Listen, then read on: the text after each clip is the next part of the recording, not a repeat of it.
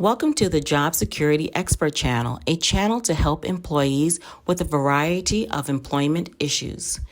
This advice will help you to keep your job or, when necessary, to find a new opportunity.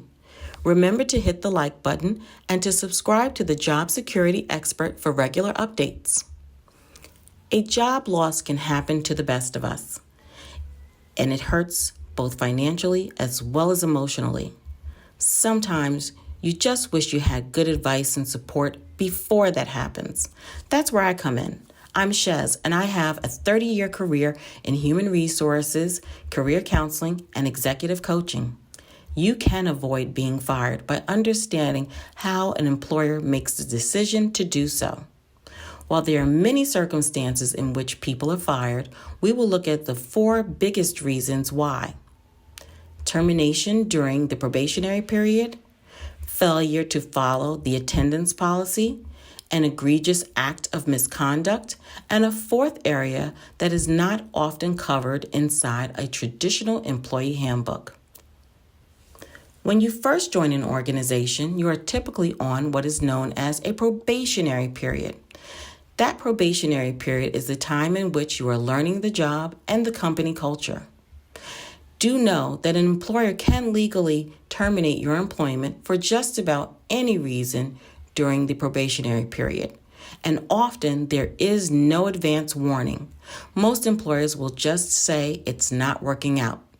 To keep this from happening, it is important to learn the job, to take notes when you can, using a pen and paper or your cell phone if allowed. Confirm with the manager the assignments you're given and make sure that both of you have an understanding of the work. Ask questions to make sure you're following the proper procedure. And most importantly, always be polite to any and all colleagues during this probationary period. Next up, attendance. Unfortunately, I've seen many people be fired from their place of employment over attendance, despite how well skilled they are. Remember, attendance is all you. You control your attendance, whether you're an hourly worker or a salaried employee. People are often fired all the time for exceeding the employer's stated attendance policy. Before you end up losing your job because of your inability to arrive to work, let your manager know the issues you're having. Ask the manager if it's a possibility that you can change your schedule. And if that doesn't work, you must get to work earlier. Please read your organization's rules on misconduct.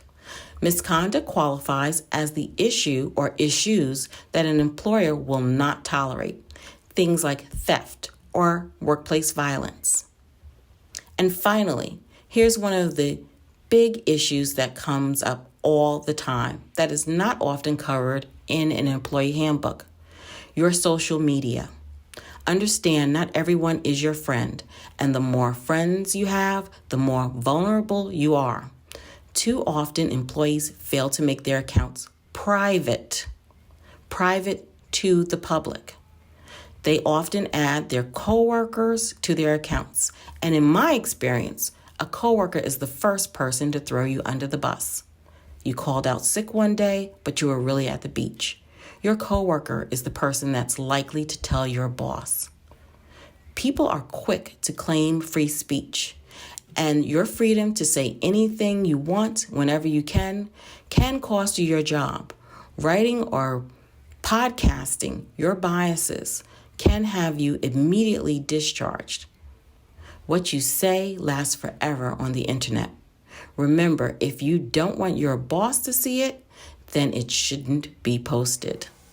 So let's review these top 4 items. Number 1, put in your absolute best during your probationary period. Take notes, follow up, and confirm.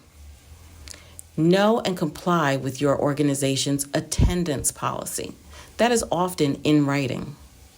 Review what is a misconduct and make sure you never violate such a policy.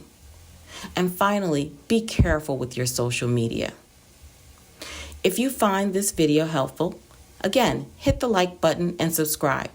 Remember, this information does not constitute as legal advice. Please work with an attorney as necessary. Look for our next podcast on progressive discipline. Thank you for viewing.